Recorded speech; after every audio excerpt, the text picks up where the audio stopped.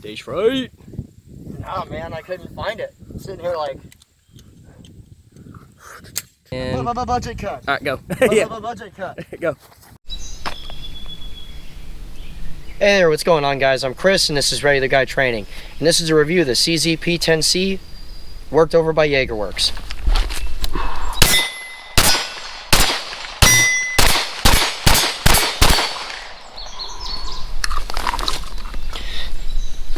This pistol has kept my attention for a little while. Obviously, this has had some work done to it.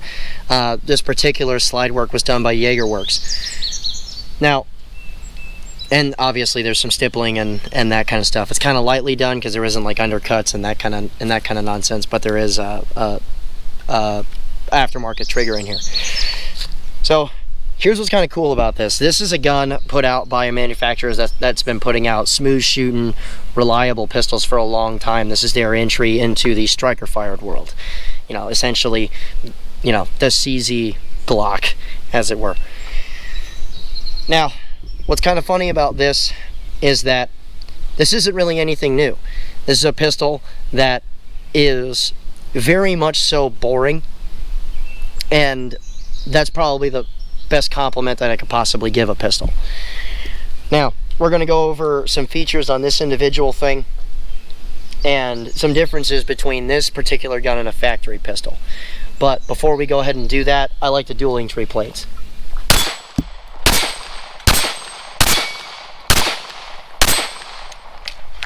Now, check this out. With the reload on this, something I really do like about this pistol is on the reloads itself, it functions very similar to like an older generation M&P, right? To where with the older generation M&Ps, if you had a loaded magazine and stuff and inserted a magazine with enough force, it would drop the slide on its own. You could see that I didn't touch the dingus on the side or anything like that.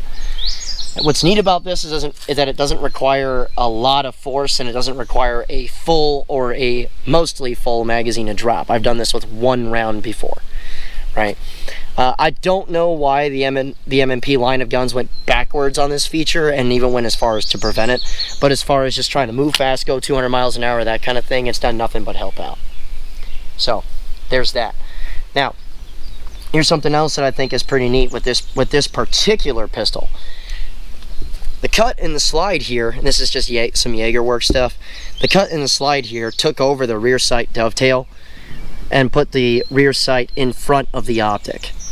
Now, the reason why that's rather significant is that it gives you some real estate back here so that you don't have to worry about plates or any of that. They very much cut this just for this individual optic, and if you need a set of backup sights, you can. You can see the really tall front side blade on this thing. So, what's kind of funny is that a lot of people have been talking about, okay, well, it goes into Glock holsters, it fits some, it doesn't fit others. But what's kind of funny about that is that with a light on it, and in this particular configuration, right, I would surmise that with a standard set of sights, it would pretty much do the same thing. But this is not a CZ holster. This isn't a Glock holster either, okay? This is a Priority 1 M&P holster. You know, it was just made for that particular light, and while it is a little bit tighter, it does fit, and it's not like I can't loosen up tension on it if I want to. It does fit a variety of different Glock holsters. You're just going to have to, if you already own a Glock and whatnot, you're going to have to see if your P10C fits it or not. Does that make sense? So, let's go ahead and talk about some other stuff.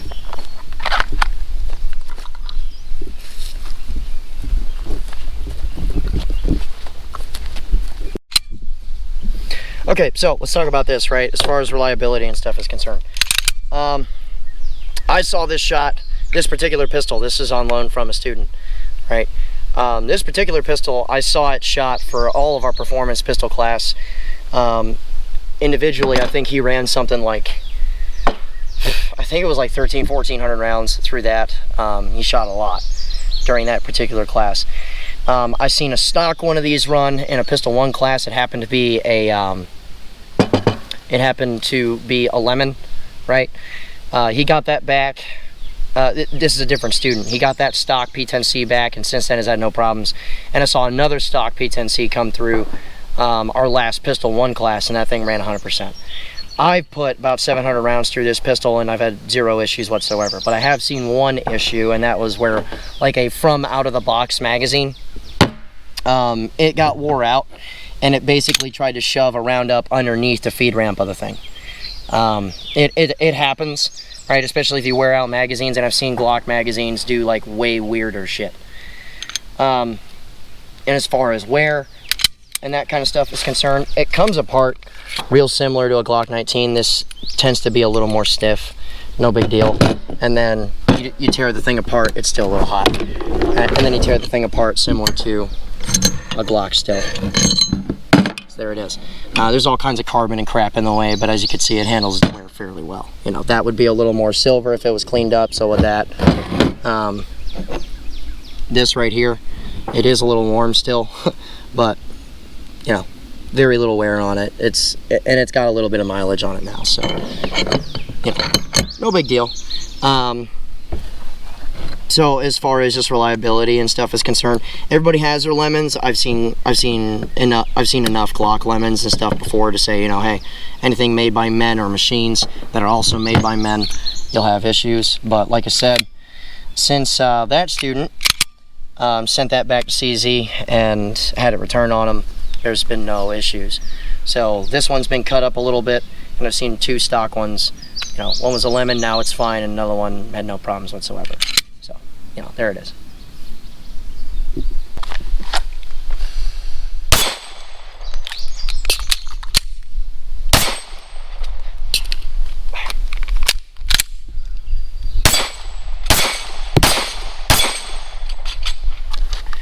My lefties and stuff that are used to right-handed guns.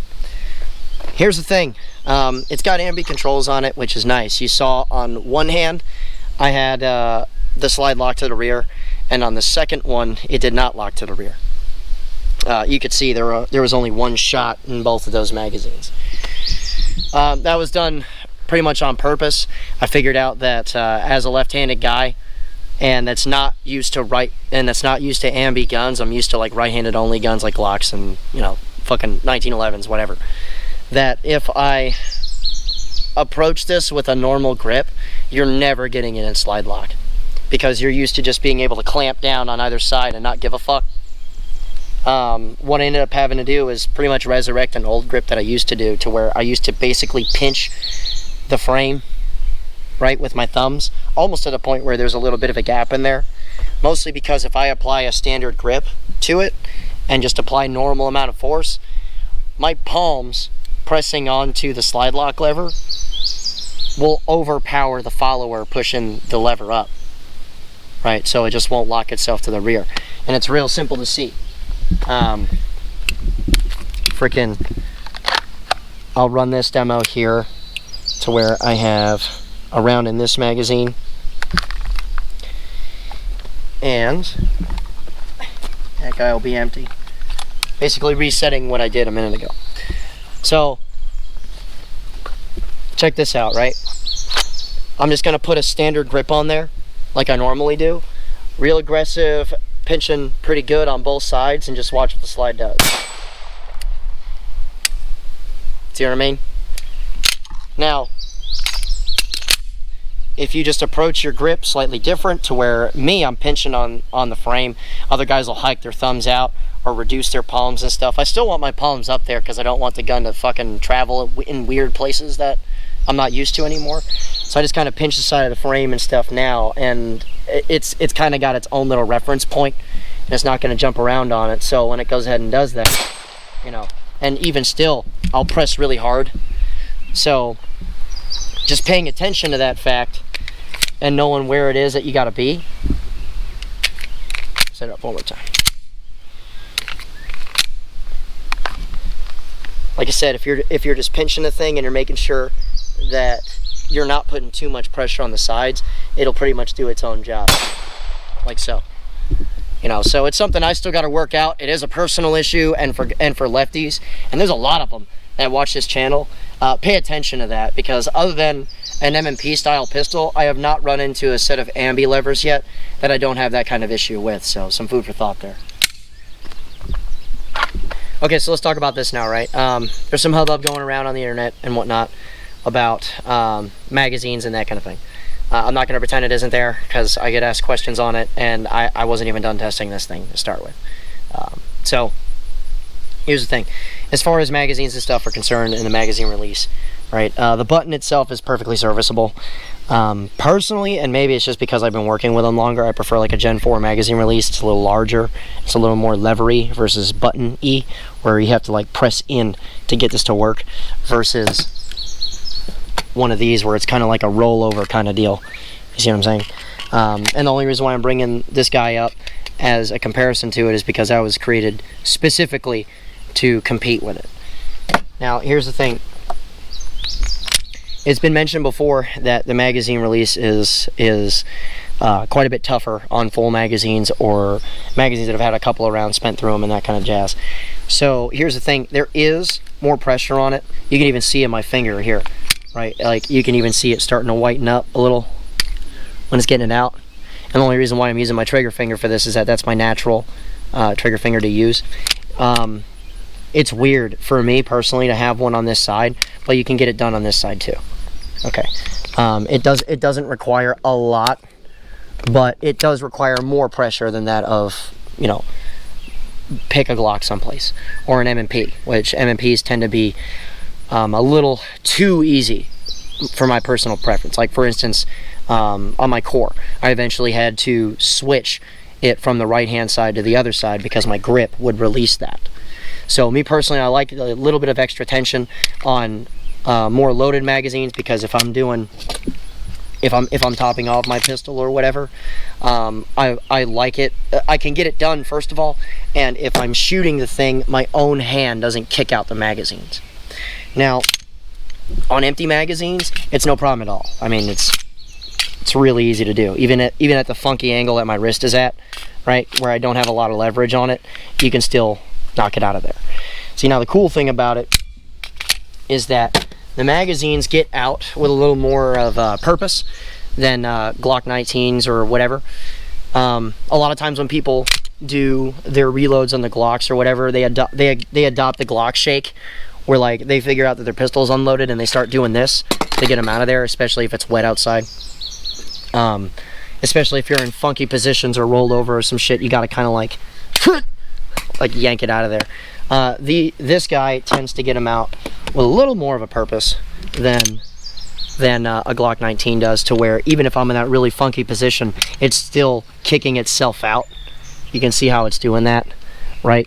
Versus me having to shake it a whole lot, it's already starting to get its shit together and drop them out of there. So that certainly helps in that regard. On the standard side of the house, right, some people have complained about the aluminum sights that are on them. At this point, I've seen a few run through our classes. I haven't seen any sights walk so much as, you know, fall off or break or any of that shit. And, you know, I love Glock pistols, but I've seen a number of those front sight posts come loose. See what I'm saying? Especially on like aftermarket sites where dudes don't apply Loctite, that kind of thing. So is it like a problem? No. As far as whether or not the stock sights on them are aluminum, it's not a problem to me at all. Now, these are suppressor height sights, obviously, so it's not on this particular example, but I haven't seen any issues with those sights at all. Now, what's kind of cool about this back here is that sometimes you see attempts at back straps where it's like slightly larger or lesser or whatever. The back straps that are in here are actually pretty nice, because you can see that there's a little bit of a swell in here, and the other one that I've seen from guys coming through classes, that there's a flatter one, right? So depending on what kind of grip angle or swell you like in the palm of your hand, it's something that can fill the role that you want.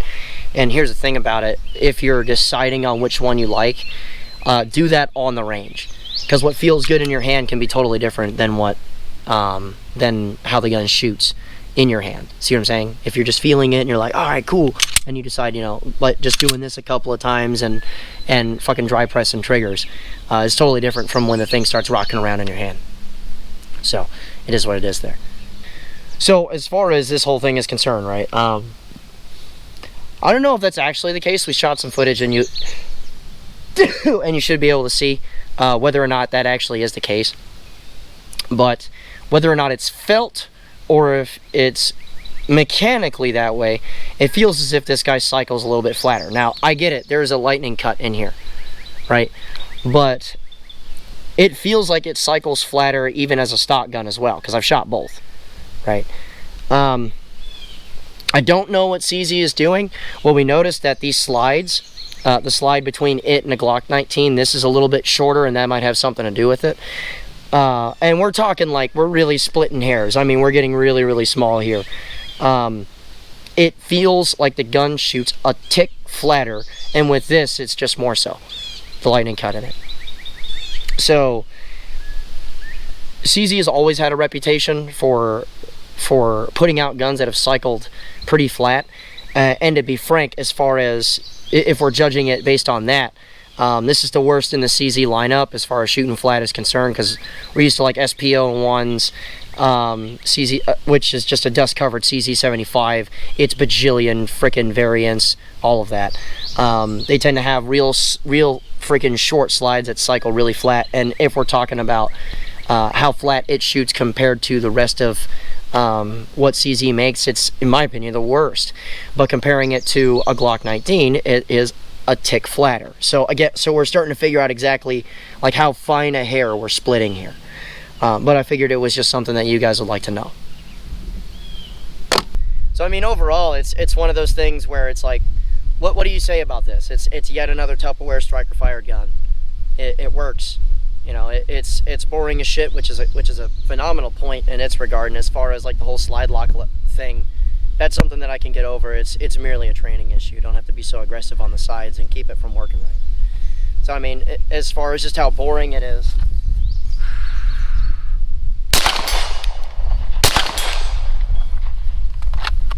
you know, business as usual.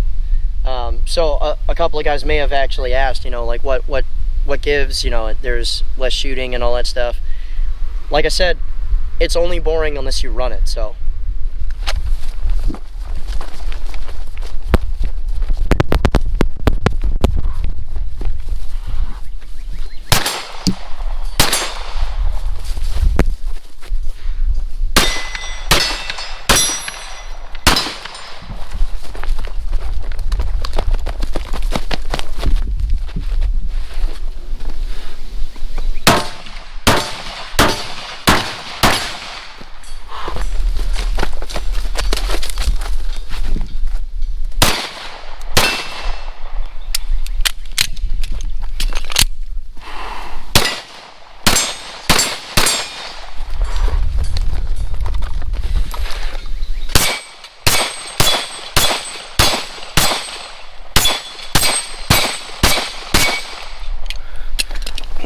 Fucking pockets.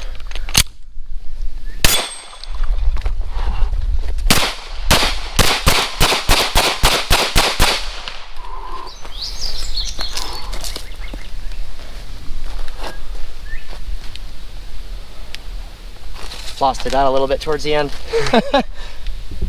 Just focusing on the target itself.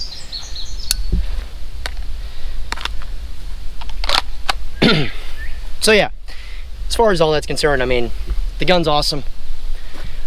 I'm very much considering whether or not I'm going to pick one up and run it as a primary, because it's one of those reliable guns that just fits really well, and it's objectively, in a lot of ways, better than a Glock 19. So, I'll leave that right there. But